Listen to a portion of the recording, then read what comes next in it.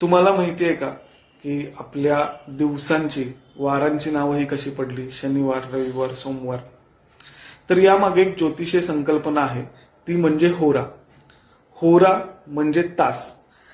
आता दिवसाचे 24 तास हे मंद ग्रहापासून शीघ्र ग्रहापर्यंत प्रत्येक ग्रहाला अनुक्रमे वाटून देण्यात आलेले आहेत. आता सगळ्यात मंद गतीचा ग्रह म्हणजे शनी, त्याच्यानंतर गुरु, मंगळ, रवी, शुक्र, बुध आणि सगळ्यात शीघ्र ग्रह म्हणजे चंद्र. सूर्योदयाच्या वेळी ज्या ग्रहाचा होरा चालू असतो त्या दिवशी तो वार असतो. म्हणजे सगळ्यात मंद गतीचा ग्रह हा शनी आहे. सूर्योदयाच्या वेळी शनीचा होरा चालू असला म्हणजे त्या दिवशी शनिवार. त्याच्यानंतर बरोबर 24 तासांनी 24 होरे पूर्ण झाल्यानंतर 25वा होरा हा रवीचा येतो, म्हणजे त्या दिवशी रविवार. आता होरा याचा वापर आपण उपासना करण्यासाठी सुद्धा वापर करतो. म्हणजे समजा एखाद्याच्या कुंडलीमध्ये जर चंद्रग्रह खराब असेल आणि चंद्राची उपासना आपण चंद्राच्या होऱ्यामध्ये केली तर ती जास्त लाभदायक ठरते.